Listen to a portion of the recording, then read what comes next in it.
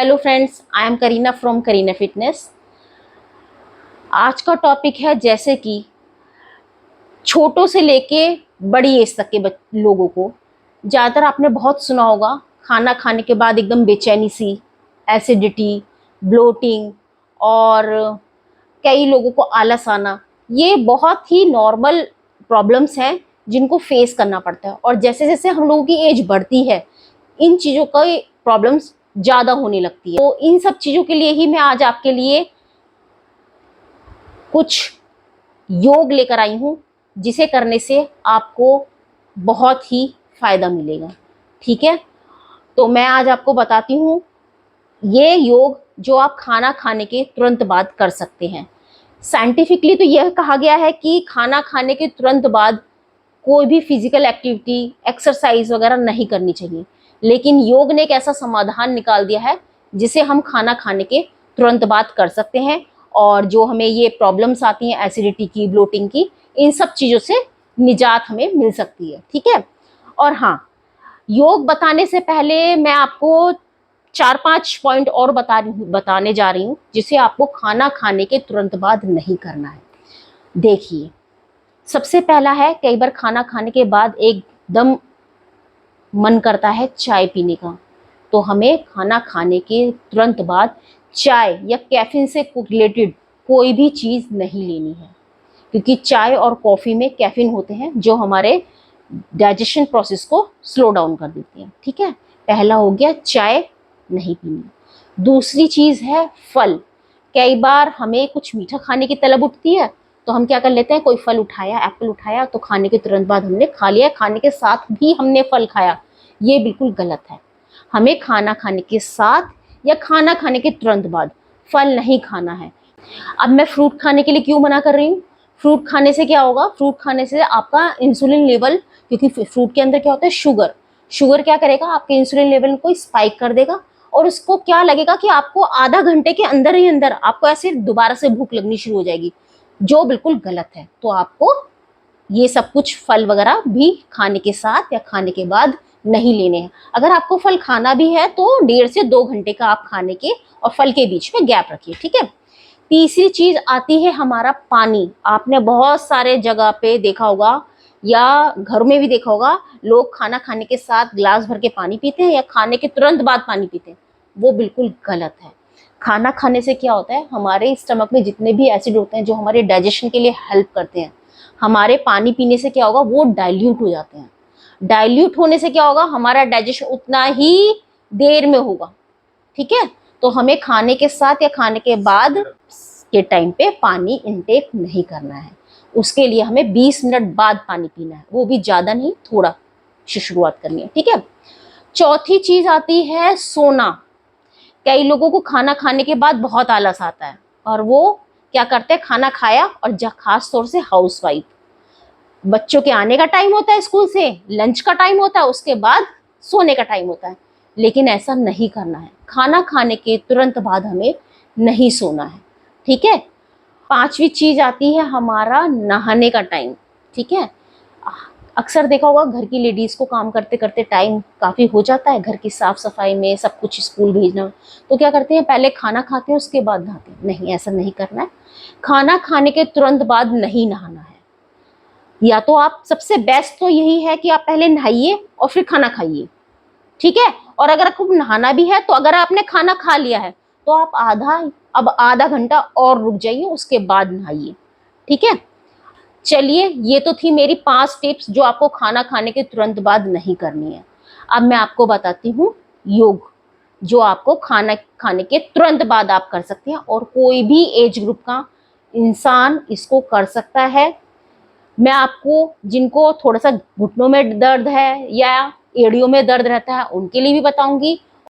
मैं बताती हूँ आपको योगासन, जो आपकी एसिडिटी में, ब्लोटिंग में, इन सब में आपको हेल्प करेगा। ठीक है, तो शुरू करते हैं। देखिए, सबसे पहले हमें बैठना है। अगर आप योग करते हैं तो आपको पता ही होगा, इस वाली पोजीशन को बोलते हैं सुखासन। ठीक है, इसमें हमारी बैक बिल्कुल स्ट्रेट रहती है और हमारे जो लेग्स होती हैं वो क्रॉस होती हैं। इसको बोलते हैं सुखासन। और जो नहीं करते हैं वो सिंपल लैंग्वेज में समझ सकते हैं, जैसे हम आलती पालती करके बैठते हैं ना, सेम हमें वैसे बैठना है। थोड़ी देर हमें ऐसे बैठना है सुखासन में। फिर हमें सबसे सुखासन में थोड़ी देर बैठने के बाद, 3 से 4 मिनट बैठने के बाद अपने लेग्स को सीधे लेकर आना है। और आप मेरे पैर देखिए, पैरों को आपको अपनी बॉडी की तरफ ऐसे लाना है, ठीक है। जब आप इस तरह से करेंगे तो आप अपने यहाँ पे स्ट्रेचिंग फील करेंगे, वो होना चाहिए। और आपकी बैक की पोजीशन बिल्कुल स्ट्रेट रहनी चाहिए, ऐसे करके नहीं बैठना, बिल्कुल स्ट्रेट बैठना है, ठीक है। फिर आप कोई भी एक पैर को फोल्ड करेंगे, देखिए मैं कैसे कर रही हूँ, और अपने हाथ का थोड़ा सा सहारा लेंगे, ये देखिए, ठीक है, इस तरह से। फिर आप इस हाथ पे अपना वजन डालिए और अपनी बॉडी को इसके ऊपर रखिए, और ऐसे ही दूसरी लेग को फोल्ड करके पीछे लेकर आइए, ठीक है। और ऐसे बैठना है, और जबकि हाथों की पोजीशन आपके घुटनों के ऊपर बिल्कुल सीधी होनी चाहिए, और आपको बिल्कुल सीधे देखना है। इसी तरह से आपको 5 मिनट बैठना है। अगर शुरुआत में आपको थोड़ा सा पेन होता है तो होने दीजिए, वो धीरे धीरे जब आप प्रैक्टिस में आ जाएंगे तो आप अपना टाइम बढ़ा दीजिए, और आप फिर चाहे 5 मिनट से ज़्यादा भी कर सकते हैं, इसमें कोई नुकसान नहीं है। इस आसन को बोलते हैं वज्रासन, और इससे आपको एसिडिटी की प्रॉब्लम, जितनी भी ब्लोटिंग की प्रॉब्लम है, वो सारी समस्याएं आपकी खत्म हो जाती हैं।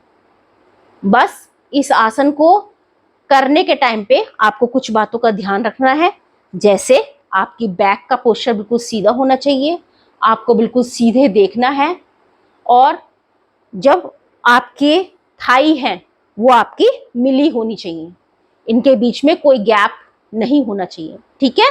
और अभी मैं आपको अपनी बैक पोस्चर भी दिखाऊंगी कि आपको जब बैठना है तो किस तरह से बैठना है। आपको अपनी एड़ियों पर नहीं बैठना है, आपकी एड़ियों के बीच में जो गैप है उस पर बैठना है, और जो आपके पैर के अंगूठे हैं वो आपस में टच होने चाहिए, ठीक है। अभी मैं आपको पीछे से दिखाऊंगी। इसी तरह से आपको 5 मिनट इसमें बैठना है, ठीक है। अब मैं आपको एक बार पीछे से ये एक्सरसाइज दिखा रही हूँ, जिससे आप मेरे पैरों की मूवमेंट समझ सकें। अब मैं आपको दिखा रही हूँ अपनी बैक मूवमेंट। आप इसमें देखिए, मेरे अंगूठे बिल्कुल जॉइंट हैं, मेरी एड़ियां बिल्कुल खुली हुई हैं, और इन्हीं के बीच में मैं बैठी हूँ। मैं ऐसे एड़ियों के ऊपर नहीं बैठी हुई हूँ, वो गलत है। आपको एड़ियों के बीच में जो वी बना हुआ है, इसमें ही आपको बैठना है,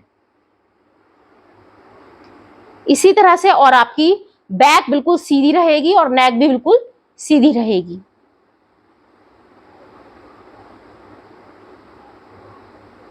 इसी तरह से आपको ये 5 मिनट बैठना है, ठीक है। अब मैं उन लोगों के लिए बता रही हूँ जिनको नी प्रॉब्लम होती है, ठीक है। उसके लिए जरूरी नहीं है कि आप इस तरह से बैठें। अगर वो इस तरह से नहीं बैठ सकते हैं तो आपको बिल्कुल सिंपल अपनी सुखासन वाली पोजीशन में आना है। फिर आपको टेबल टॉप पोजीशन में आना है, इस तरह से, ठीक है। आपको जरूरत होगी एक कुशन की और एक बेडशीट की। मैंने बेडशीट को इस तरह से फोल्ड कर लिया है, ठीक है। इसको आप, जिनको नीज में प्रॉब्लम है, अपने घुटनों के नीचे आराम से लगा लीजिए, जिससे उनको थोड़ा कुशन मिल जाएगा, ठीक है। और पहले ही अपनी पोजीशन पीछे से सही बना लीजिए कि अपने अंगूठों को जोड़कर और अपने एड़ियों के बीच में इस तरह से गैप बना के रखिए, और हल्का सा उठिए और यहाँ पे अपना कुशन लगा सकते हैं, इस तरह से। इसी पोजीशन में आपको बैठना है, जिनको घुटनों में प्रॉब्लम है वो आराम से बैठ सकते हैं ऐसे।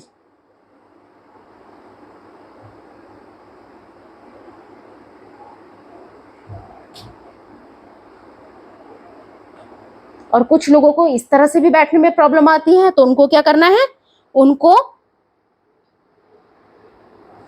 जो मैंने अभी बेडशीट फोल्ड करके घुटनों के नीचे लगाई थी, उनको अपने पैरों के नीचे लगा लेना है, यहाँ पे कईयों के एड़ियों के पास यहाँ पे दर्द होता है, ठीक है। और बैठिए और कुशन को सेम उसी पोजीशन लगाइए और बैठना शुरू कीजिए। जैसे जैसे आपकी प्रैक्टिस होती रहेगी, आपका टाइम पीरियड बढ़ता रहेगा।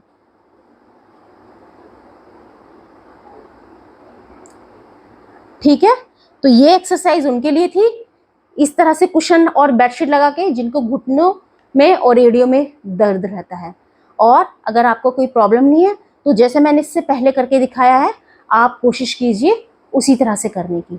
और हाँ, खाना खाने के बाद अक्सर बड़े लोगों का मन होता भी है लेटने का, तो आप तुरंत बाद मत लेटिए, थोड़ा सा गैप करके लेटिए, या तो ये योग पहले कर लीजिए और फिर आप लेटिए। और जब भी आप लेटेंगे तो आप लेफ्ट साइड करवट पे सोइए, ठीक है, उससे आपको बहुत बेनिफिट मिलेगा। तो आज की ये थी मेरी टिप्स, खाना खाने के बाद की कुछ योग, ठीक है। अगर आपको मेरी इन्फॉर्मेशन अच्छी लगी हो तो सब्सक्राइब माय चैनल और लाइक का बटन जरूर प्रेस कर दीजिएगा। बाय।